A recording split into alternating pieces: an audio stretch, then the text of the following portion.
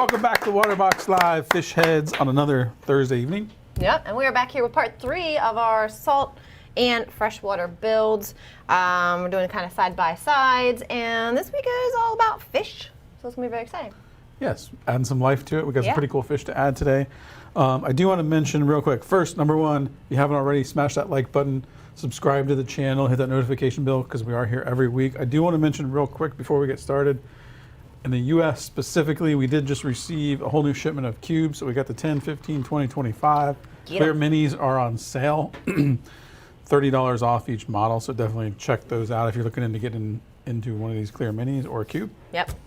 Great models, desktop, side of your bed, wherever, nice and compact. So, and you can see the different stuff you can do with them. Kind of our comparison of, you know, how each one is different in setup and maintenance and things you can put in it. So that's kind of our goal. It's a 5-week build that we're doing with that. We're on week 3. There's also a giveaway to go along with this, of course. Yes, let's talk about that. So guys, at the end of this 6-week build, I keep saying 6 weeks, it's 6 weeks. I know, right? you do. I mean to correct you, but I don't, but Okay, it's 5. 5 weeks, okay. 5, but a week after that is when we announce the winner, so it's 6 weeks from beginning to okay, gotcha. yeah. So about 3 weeks from now, either way, we're giving away Just enter. one of each of these systems, the aquarium with the light. You head over to waterboxaquarium.com/build, and you're going to see the information that we're doing here on the whole build series. You're going to get all the episodes as they're released, and then also you're going to get the form to fill out to be entered to win. The cool thing about this form is throw in a little bit of information, and then you're going to get some social actions. What that means is liking us on Facebook, following us on Instagram, subscribing on YouTube, referring friends, and even a bonus entry code that we're going to give every single week. Yep. So you guys stick around and figure out when we're going to give that away today. So definitely take advantage of that. Yeah, good giveaway. Forgot what I was going to say something, and I do not remember. That's okay. Whatsoever. But yeah, so stay tuned for the bonus word. And we have Mr. Orange crashes high from stormy Central Florida. That it is. It rains every day. We're here. It seems every just about single every day. Yeah, every time we're about to start, the lightning goes. Yep, during the summer especially. And it's still hot like summer here too. So just random. But so last week in the tanks here, we added inverts. So you added some types of cherry shrimp. Yep, cherry shrimp and near ice snail, right? And then I added some just snails, hermit crabs, just general cleanup crew for both of the tanks. And reason why is a quick thing, just kind of cycling, is we do what's called a fishless cycle. We do it on all of our aquariums. We do not throw fish in the beginning, not cheap fish, not, you know, fish that are just going to throw away if they happen to die. Fishless cycling is you go slow. You set it up, you're adding bacteria, you're testing, you know, ghost feeding to produce that waste product. Then once everything's good, you're going to add slowly inverts, and then fish, and then coral. So slow stocking, bacteria use, constant testing. So that's where we're at. Last week we're adding inverts. We're testing along the way. Now it's time to go ahead and add some livestock in the tanks and have some fun little things moving around. Yeah, so adding some life, adding some movement to the tanks. Yep. So I got a couple things I'm adding today. Yep. I'm adding a few more plants because I want to fill it in a little bit, and then I'm adding some neon tetras. Yep. So are we going to get a close-up of what we're doing here? Yeah, I can go ahead and handheld. You can't move the tank. It's okay. Can't move the tank. No, you have to shift Pick the up the tank. So we're just going to do his first.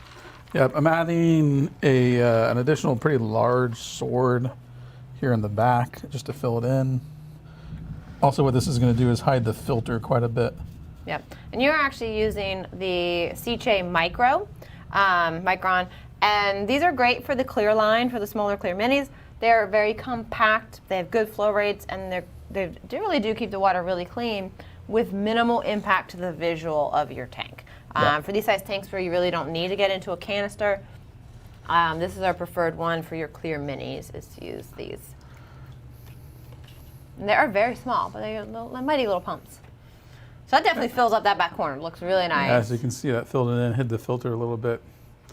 Makes it look a little bit cleaner.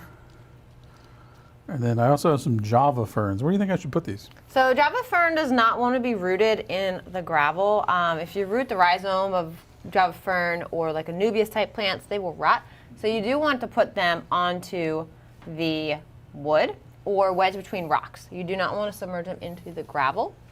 Those are big too. Those are fully grown. Yeah, they're really nice. Very nice. So put them in there for somewhere for height to kind of bring around the wood. You can always glue them in place if you want, once you decide exactly where you want them.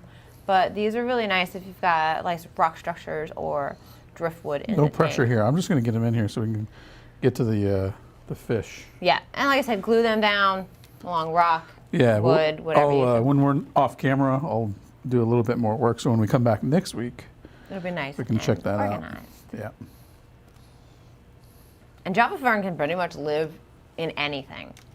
Wide range of lights, temperatures, all of that. It's super easy. So we got a couple crypts here too. Where do you think I should go with these, Jess? So those fill in wherever along the gravel, or you want some height or just some more greenery. You could probably actually move that one sword maybe up to the front a little bit and then use those in the back because they're a little bit taller, or whatever your vision is. Like I said, you probably have to redo it because you have some valve in the back that, you know, you can probably move around. Again, if you guys have any questions, we always do a Q&A every week towards the end of the episode. So post your questions below. The guys in the back here will get them ready for us here Yep. later towards the end of the episode. All right, so plants are good for now.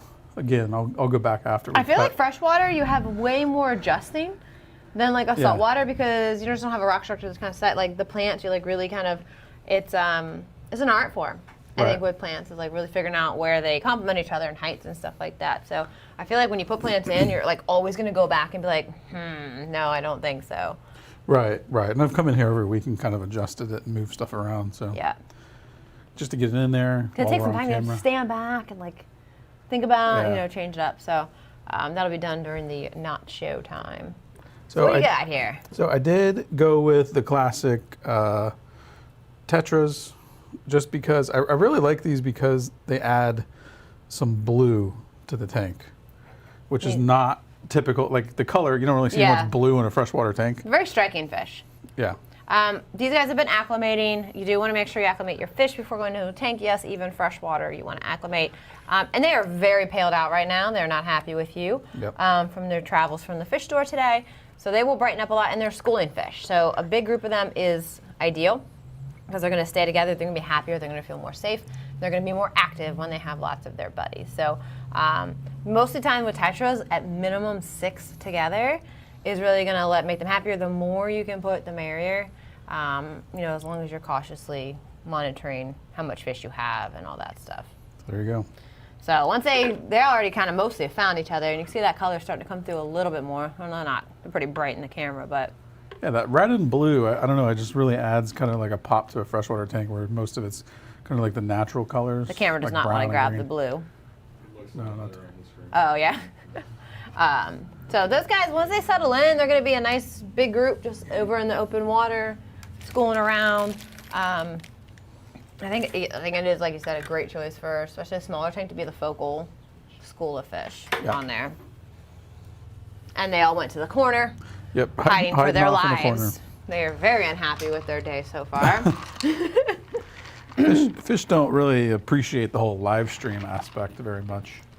They You know? don't. No, they don't. They got bagged up. They've been transported, acclimated, moving along. It's like someone threw a bag over their head, threw them in a van, and Took them to a new house. Just threw them in there. All right. We've kidnapped fish, obviously. Yeah. Oh, you can see it coming. Yeah, I think it's going to be really, really pretty.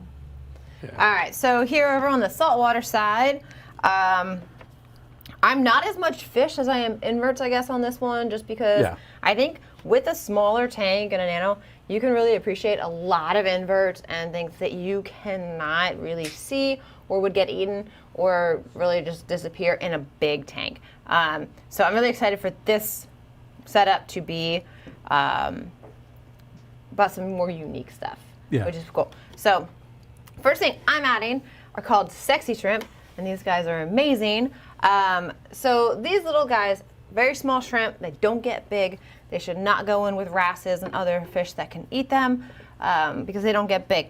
Now these guys are called sexy shrimp because they actually just perch themselves and shake their tail. Or I'll say shake their booty. They're So, twerking. yeah, they're a twerking shrimp. So 2 went onto the I rocks had to. here. I couldn't help it. And these will actually host like corals and stuff sometimes, but you're gonna find them sitting there. Of course, the one that's hiding is shaking his booty. So these guys just kind of find a spot. Oh, they're starting to, and they just kind of back and forth.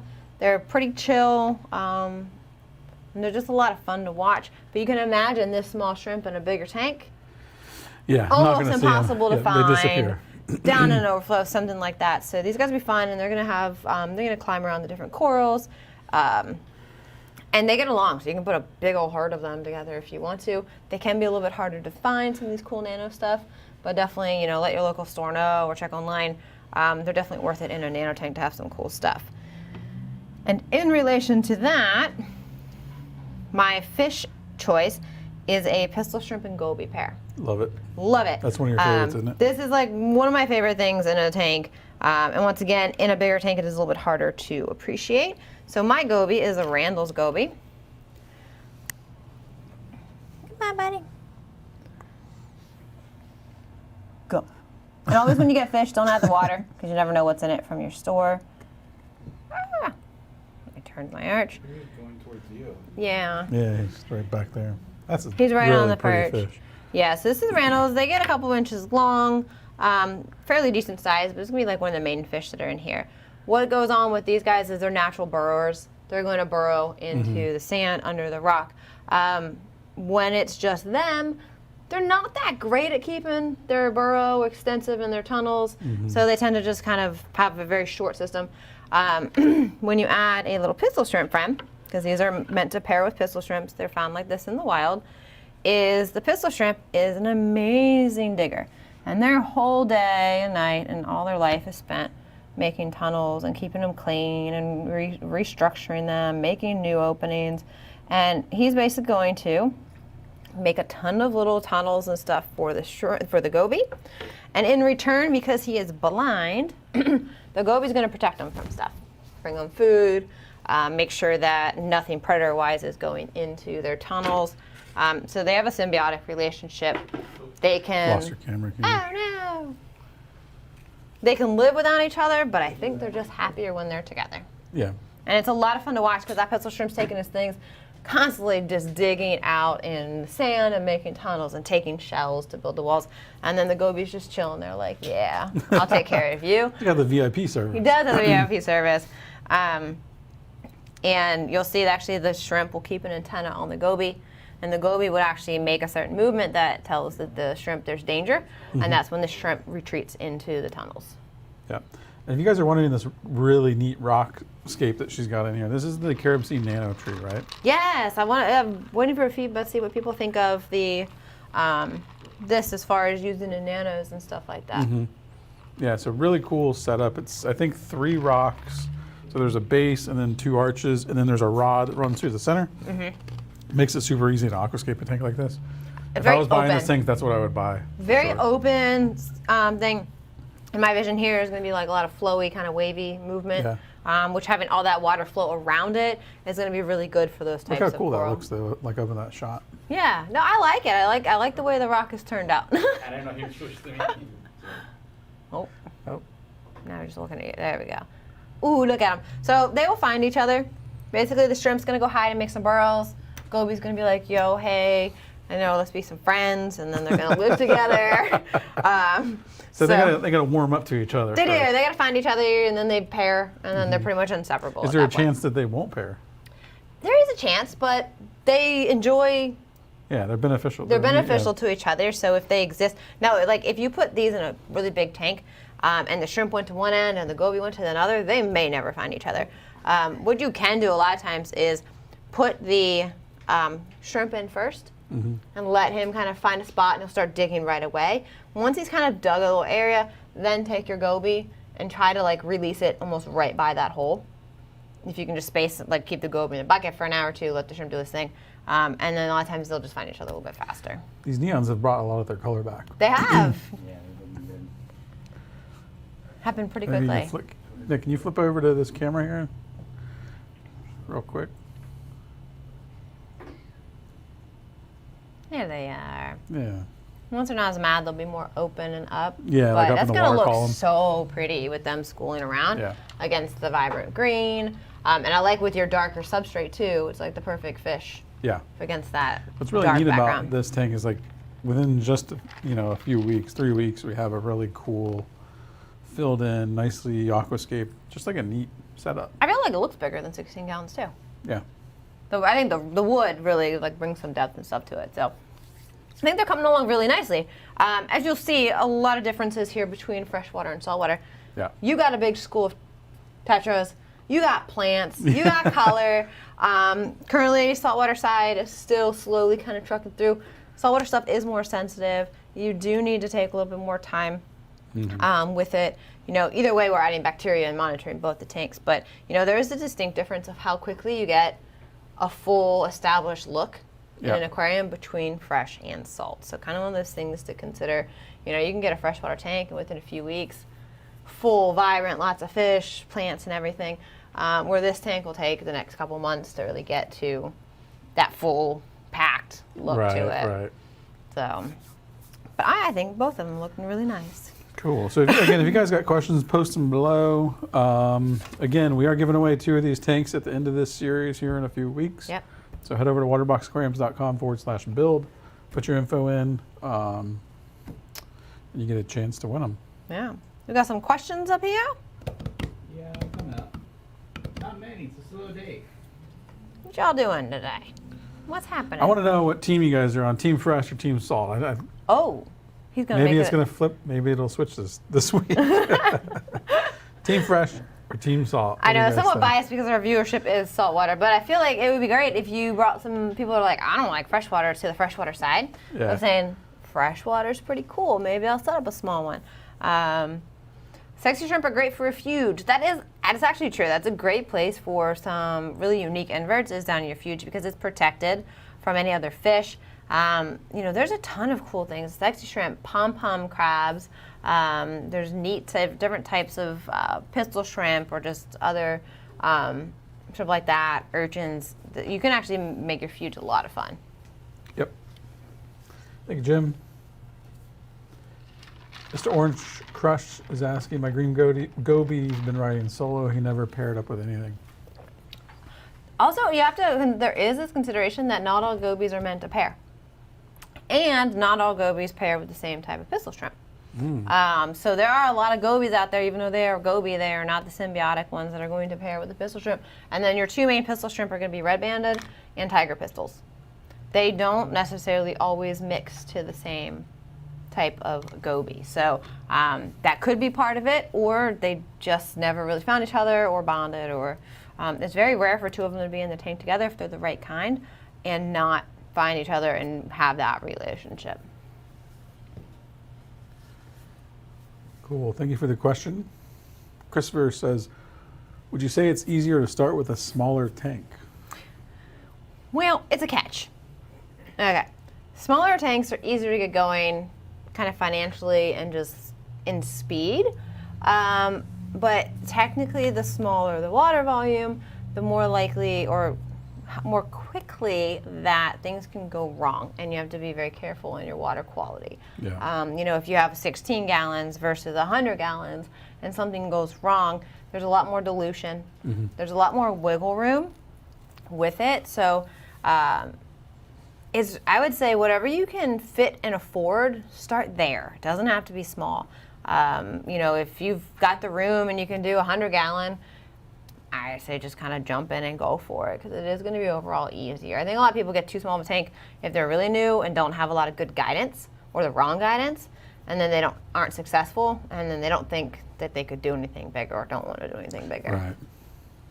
I do see a number of Team Fresh here. What? Yes. Yeah. I got someone that started Fresh and went Team Salt. And I got Frank at Fresh, Richard at Salt, Trina T at Team Fresh, but's interested in salt. So. Oh, very nice. My boggy sits on top of an empty snail shell for most of the day. Gobi? Gobi? Boggy. My boggy. I just read what's on the screen. You guys could get me in trouble with that too. Yeah. I If mean, they were to change the correct him. Yeah. No, I'm just cutting bait. My Gobi. I don't know. I have a lot of questions, I guess, as far as what type of shrimp. I don't know. I mean, if he's happy, he's happy. Yeah. Yeah. That's all I got. Gobi says, how would you move a tank 8 hours away? Ugh. Don't. What? Yeah. So actually, we do have a good video on our YouTube about moving a tank. We moved the frag from here to the studio. And it does give a lot of pointers about Rubbermaid bins, pooling water before you start moving rock around, cleaning out your overflow box before you put it back together with the plumbing. So do check that out. A lot of preparation needs to go into it. You know, saving as much stuff, keeping your rock wet. Temperature consideration is going to be big on 8 hours. You know, a lot can happen in that as far as temperature. So make sure you have ways of air bubblers, heaters if needed, or vice versa, some fans. Main thing is do not move your sand. Get rid of the sand. Yeah, Start with fresh that's the number one tip I think sand. you give with that. Yeah, that and keeping your Especially on rock saltwater. and stuff wet is going to be key. But we do have moving the frag YouTube that's really comprehensive about some good tips on moving it. There's so many variables with that too, because it can be like, what's the size of the tank? You know, What's like it's the- gonna be a yeah. lot easier to move that tank than it is to move like. Yeah, a this you could do in a 100 gallon. 5-gallon bucket and just get on your way. You know, moving a 200-gallon tank is a whole other story. Time of year, weather, all that, all kind of are things to figure out. Frank's asking on this freshwater setup, will you be adding shrimp? We actually added shrimp last week, Frank. We Yeah. added a number of cherry shrimp, maybe There's like five, I think something. 5 cherry shrimp in there. Yeah. Happily doing their thing. Yep. And we'll probably add more or just let them reproduce and make their own population more. But They're we so did add those last small week. that you wouldn't see them unless you were really looking for them, especially on the camera. Yeah, it'd be hard to catch them in the camera. There's like 2 or 3 that are a little bit bigger and then 2 that are smaller. We actually have a couple breeding populations here at our office of cherry shrimp that we pull from. So they breed really well. They're in the bottom left. Oh, yeah. They were on the bottom left. Cool. They're like, whoa, we have tank mates. What's going on here with these fish? Akina, any tips for diatoms? Team white shoes. I like that. Do Go both. both. Perfect. Diatoms is somewhat naturally a part of a new tank. It is very hard to avoid. It will happen to some extent. There are things you can do to limit how bad your diatoms are when you start a new tank. I think maintaining your water quality, adding beneficial bacteria, going slow with it, keeping your lights in check for how long you'll have them. We don't have coral right now, so this light is on for an hour or 2 at best per day. And it won't go on until we start adding coral. And it's going to kind of ramp up the time. Good flow and filtration is going to help too. Now, tanks that we set up here, we set up a ton of tanks. Very rarely do I have anything but a light diatom bloom. It is not long, it's not heavy, because I follow those kind of guidelines. The Waterbox method, you know, Waterbox methods, it's tried and true in the way we've done it for years. You know, just kind of follow the way we've done tons of builds, and it's going to help you a lot. When going fresh to saltwater, anything to be aware of? Any tips for cleaning the tank, i.e. removing chemicals? No, rinse it and go. Yeah. Yeah, nothing residual. At worst, if you had hard water, you kind of scrape it and clean it with vinegar and water to get the hard water stains off. But there's nothing actually transferring or holding on between the fresh or salt. Yeah. Thank you, David. Trina, are water changes in salt tanks the same as fresh? In concept, yes. In frequency, depends. Some people with planted tanks go in there and do a water change every week. You know, if you have heavily and like high tech, real heavy planted, you may do more frequent water changes or a lot of supplements. For salt water, generally smaller tank, small water change every week or push it to 2 weeks. There's a good schedule is really bi-weekly.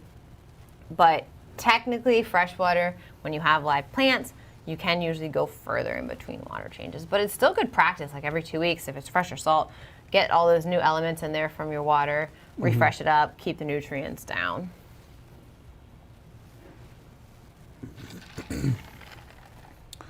Robert's asking, how deep of a sand bed for a goby and shrimp? A lot of people, I think old school, it used to be like 5 inches for, you know, having them dig, or 3 inches. I don't think you really need to go that far. You know, an inch or two, for the most part, allows them to dig tunnels. Give them extra shells and little pieces of rubble and stuff. It allows them to build tunnels. Now, if you want to go deeper on the sand bed, that's totally fine. It's not like jawfish. Jawfish have to have like a super deep sand bed, but my pencil shrimp and gobies have always been happy in like a normal sand bed, as long as they've got enough sand to build some tunnels and stuff like that.